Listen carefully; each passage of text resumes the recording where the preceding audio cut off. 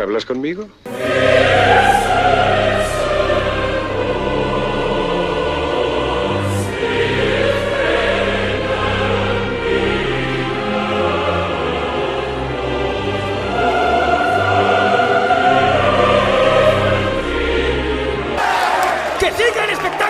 Muy buenas, gente cinéfila, continuamos con el mes Scorsese. Hace nada tuvimos ese vídeo de la taquilla, que seguro que más de uno se llevó a una sorpresa con las cifras de la mayoría de las películas. Hay algunas que funcionaron muy bien, otras funcionaron muy mal, y seguro que más de uno pensaba que alguna de sus películas había tenido más repercusión en taquilla. Uno de sus primeros éxitos fue, seguramente, en cuanto a la taquilla, en cuanto al público, El Cabo del Miedo, la película que me tocaba esta semana visionar y criticar en un vídeo aparte, en este vídeo, y que fue por vuestras votaciones, muy reñida esta vez, eso sí, pero ganó El Cabo del Miedo. Un peliculón para mi gusto, ya lo dije más de una vez, es mi favorita de Scorsese, porque entre otras cosas creo que es una película que tiene mucho más de lo que enseña, de lo que parece que muestra, y que creo que también le ha perjudicado un poco el tema de que sea una película muy popular, una película que conoce mucha gente, una película que ha visto mucha gente tanto en el cine como en la propia televisión, la han puesto muchas veces en televisión. Y eso ha hecho que haya bajado mucho su aire de película en cuanto a calificación media, ¿no? Además tiene una cosa que es una película muy exagerada en muchos sentidos, además buscada muy aparte, muy aposta, muy claramente, y eso hace que mucha gente le quite valor o le quite mérito. Pero yo creo que es una película magnífica y voy a intentar desmenuzarla todo lo que pueda, más allá de lo que pues la duración de estos vídeos, que creo que no lleguen en ningún caso a los 20 minutos, te permite, ¿no? Pero luego El Cabo del Miedo es una de esas películas que podría estar hablando mucho rato de ella y te dejarías cosas. Un remake de una película con el mismo título en inglés, en español es el título Cabo del Terror, con lo más destacado de la película, que para mi gusto era bastante simplona, bastante normalita, era su reparto, sus dos protagonistas que aparecen en El Cabo del Miedo a modo de homenaje, como son Robert Mitchum, que sería el Mas Cady, y como sería Gregory Peck, que sería el personaje del abogado, que bueno, Gregory Peck siempre está estupendo, ¿no? Y Robert Mitchum, la verdad es que haciendo de Mas Cady no estaba mal, pero la diferencia entre esa película y esta es abismal. De hecho, para mi gusto y para mucha gente, El Cabo del Miedo es uno de los mejores remakes de la historia, porque mejora exponencialmente lo que se vio en su día en la película original, además en blanco y negro, una película que estaba, como digo, decente, normal, pero poco más. O sea, incluso era muy inocente, muy simplona, muy infantil en algunas cosas, y aquí es todo lo contrario, es violenta, tiene muchos valores, muchas ideas, muchas denuncias, un poco camufladas, pero que están presentes, y eso es una de las cosas que la hace más rica de lo que incluso puede parecer a simple vista. La película empieza con, bueno, una pequeña introducción del personaje de la hija del matrimonio, interpretada por Juliette Lewis, muy jovencita todavía aquí, contándonos un poquito, introduciéndonos en una historia a modo casi de cuento de lo que nos va a narrar, que esa historia de terror con ese Mas Cady como protagonista, ¿no? Y después de esos títulos de crédito tan brillantes, con ese águila volando, que luego diré un poco el significado que puede tener, con ese Cabo del Miedo, con esas letras y por supuesto con esa música que para mi gusto es soberbia. La banda sonora del Cabo del Miedo es para mi gusto de las mejores de la historia del cine. De hecho, cuando hice el tag del cine hace ya un par de meses, la tuve ahí entre las 3, 4, 5 opciones que barajé. Al final me decidí por una más grandiosa, a lo mejor en algunos aspectos, como El Señor de los Anillos, pero claro, hay muchas bandas sonoras de muchísimo calado en la historia del cine, El Padrino, en fin. Y El Cabo del Miedo, desde luego, habría sido una de las que hubiera tenido opciones de salir, porque me encanta, es un disfrute, es exagerada como toda la película en sí, pero es una pasada de banda sonora. Y lo primero que vemos en la película es ese Mas Cady, que curiosamente es un personaje que está a puntito de salir de prisión, y lo último que hace antes de salir de prisión es Dominadas. Bueno, no, son fondos, me parece, lo que hace. Con ese look, ese aire a lo león encerrado, está enjaulado y le sacan esa cara de rabia. Es decir, está a punto de salir y lo último que hace es fondos, mantenerse en forma, estar fuerte, ¿no? Es que está enrabietado hasta el más no poder, ¿no? Sale de prisión con ese plano, con esa tormenta detrás, que te da un poco a entender que la que se nos viene encima, ¿no? Con este personaje que directamente incluso va a cámara y golpea con ella. Es una historia en ese sentido que es muy simple, en el sentido de decirle al espectador lo que va a ver, ¿no? La exageración de la película, que luego hablaré de ese detalle, de lo exagerado de toda la película, porque es una de las claves de Cabo de Miedo, y que para mi gusto, lejos de restarle valor, le añade valor a lo que es la historia. Como digo, pues es ese Mascadi que llega a un pueblecito tranquilo en busca de ese abogado que no le defendió como debía, y se va a vengar de él de la mejor manera que pueda, ¿no? Con esa aparición en el cine, molestando con ese puro que yo, no sé vosotros, pero yo no he visto en el cine ni en la vida un puro tan grande como ese. Con esa risotada desatada, con esa invitación después al helado y al Mascadi observando a la familia desde el coche, por supuesto, con la música muy presente. Y poco a poco nos vamos adentrando en una historia en la que no todo es lo que parece, ¿no? Nos encontramos a un abogado que parece el protagonista de la historia y no lo es. El protagonista de la historia para mi gusto es Mascadi, ya que todo lo que ocurre en la película es por él, incluso el mensaje que puede trasladar la película, o uno de los mensajes que puede trasladar la película, está por él. Sin él no habría historia, sin él no habría habido Cabo del Miedo. Y para mi gusto es el protagonista, porque aunque es cierto que es un protagonista negativo, todo lo que mueve a su alrededor, incluso la historia por la que él va al pueblo a vengarse, de alguna forma la puedes entender, con muchas comillas. Pues nos encontramos, como digo, a ese abogado, que es un abogado que parece que está pues, viviendo pues, una vida bastante buena, ¿no? Va bien en la profesión, parece que es un abogado bastante reputado, en un pueblo tranquilo, con una gran casa, con una familia, parece que además es una familia feliz, una familia que está en un buen momento de su vida, pero poco a poco nos vamos a ir dando cuenta cómo todo es pues, oropel, todo es una capa de pintura sobre una chapa metálica oxidada, ¿no? Y esa capa de pintura al final se acaba levantando, ¿no? Con el personaje de Mascadi, poco a poco, ese matrimonio falso, entre comillas, va dando más y más imagen a la luz de lo que es en realidad, ¿no? Con ese abogado que poco después de que empieza a aparecer en la escena Mascadi, revelará un secreto, incluso a un colega suyo, que dejan claramente en el lugar al que estamos hablando, ¿no? Un abogado que incluso falsificó o enterró en ese caso unas pruebas para que su testigo acabara en la cárcel en lugar de defenderle, que es lo que tenía que haber hecho, algo que es como una especie de, no sé, juramento hipocrático de los médicos, pues algo parecido, ¿no? Es decir, un abogado tiene que defender a su cliente sea cual sea. Es algo que evidentemente es complicado de entender. A mí siempre me ha rechenado un poco esto de que haya gente que defienda a alguien que se confiesa asesino, violador, etcétera, pero es algo que, digamos que la ley lo ampara, o es algo que hay, la justicia funciona así, en fin, nadie es culpable hasta que se demuestre lo contrario, ¿no? Algo así, bueno, en fin, ese juicio de valor también está presente en la película y, por supuesto, estamos de esa manera y con otros detalles ante una denuncia velada del sistema judicial americano, ¿no? Hay varios momentos en la película te están diciendo un mensaje muy claro, aunque un poquito en serie B, un poquito tapado, pero está presente, ¿no? La justicia americana, lo mal que funciona, lo lento que va, lo poco que protege al inocente, lo poco que protege a la víctima, en este caso como por ejemplo el matrimonio, a esa víctima del Mascadi que es violada, que es colega del abogado, cómo se niega a acusarle a pesar de lo que le ha hecho, porque ella sabe, como buena funcionaria del Estado en cuanto al tema de justicia, que se va a enfrentar a un auténtico juicio de valor contra ella y no contra el acusado, o ese momento en el que ese abogado se queja ante el que contrata, el detective que contrata, de ¿para qué sirve tantas leyes, tanta policía si no me pueden proteger? Ese sistema judicial, ese sistema policial, esa falta de protección que puede haber en el, vamos a decir, en el americano medio, en el norteamericano medio, está presente en la película, ¿no? Esa crítica a la justicia, a cómo funcionan las leyes, una crítica muy a lo Cobra en el sentido, aunque aquí un poquito menos declarado o con un mensaje que hay que ver antes de que te lo cuenten, ¿no? No te lo cuentan tan directamente, ¿no? Y creo que es una de las claves de la película, ¿no? Esa denuncia al sistema judicial o al sistema legal americano. De hecho, creo que el águila que aparece al principio de la película es un poco el águila que es el símbolo de Norteamérica, de Estados Unidos de América, ¿no? Como que es una especie también de depredador, ¿no? Pero creo que también va un poco por ese sentido.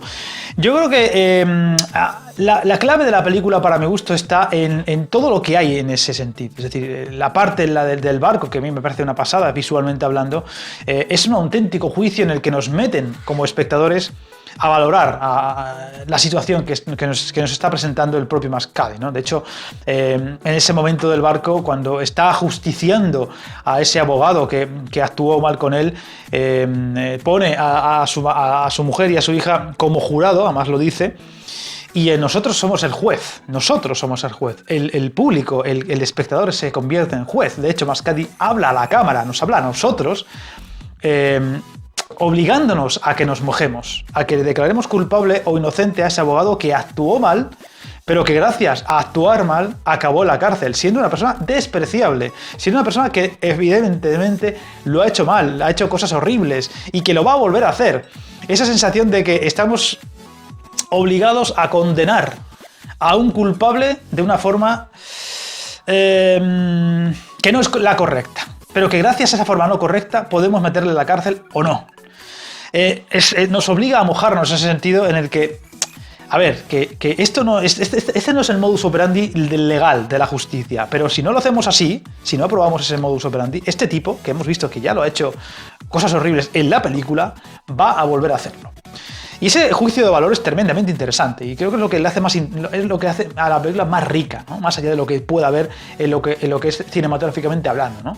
Ese juicio de valor al que nos obligan a meternos y a valorar y a justiciar a ese abogado que lo hizo mal, que defendió mal a su cliente, pero que gracias a esa defensa mal, que lo hizo a posta, acabó en la cárcel 14 años y no estuvo esos 14 años haciendo fechorías en la calle. Esa crítica tremenda a la justicia y a cómo funcionan un poco las leyes en Estados Unidos y solamente en la mayoría de los países, vamos a decir, desarrollados del mundo, ¿no? Luego está el tema del cuento, ¿no? Como he dicho antes, nos lo cuentan a modo de cuento la propia actriz o el propio personaje de la hija del abogado, ese Cabo del Miedo, ¿no? Esa historia que nos cuenta ese Max Cady, cómo llega a la ciudad y a partir de ahí todo es un infierno, ¿no? Claro, todo es, para mi gusto, es el detalle principal de la película y que hace que a mucha gente se salga de ella es lo exagerado que es todo en la película. Todo en la película es exagerado. Podemos ponernos a pensar detalles de la película exagerados o extrapolados y nos saldrían decenas. Desde la música propia, el modo en el que rueda Scorsese, los movimientos de cámara, no sé, el puro que he dicho antes, la tormenta con el barco, que eso parece un huracán. Los tatuajes que lleva el propio personaje de Mascadi, que ahora hay gente que se tatúa 5 veces eso, pero en esos momentos nadie se tatuaba de esa manera tan exagerada, esa cruz en la espalda, ¿no? Pidiendo justicia y verdad, ¿no? Ese momento en el murete de la propiedad del abogado con los fuegos artificiales detrás que me parece en la película dice que ni siquiera es 3 de julio, ¿cómo puede haber tanto? Es el 2 de julio y ya hay fuegos artificiales por doquier y exagerados, además al lado de la casa. Es exagerado hasta en ese sentido. Si hubiera sido el 4 de julio todavía, pero es que es el 2 de julio o el 3. Y los fuegos artificiales están por todas partes. Por supuesto, también la cantidad de recursos cinematográficos desde el montaje, desde los movimientos de cámara muy violentos a ratos, muy exagerados para el momento de la pelea, que le dan la paliza que le dan a Mascadi, esos movimientos de cámara hacia Robert De Niro. Y por supuesto la parte final en el barco. O sea, aparte de lo de la tormenta, es una auténtica locura de película en ese sentido, con planos que van hacia atrás, con movimientos de cámara que son exagerados, parece una lavadora que da varias vueltas sobre sí, momentos que dices, madre mía, se ha vuelto loco el director. Todo es muy exagerado para mi gusto, para darle ese aire de artificial, ¿no? De que fijaos mucho en la historia, pero cuidado, que os estoy colando ese cuento, esa historia sobre la justicia, sobre las leyes, e incluso estoy obligando de una forma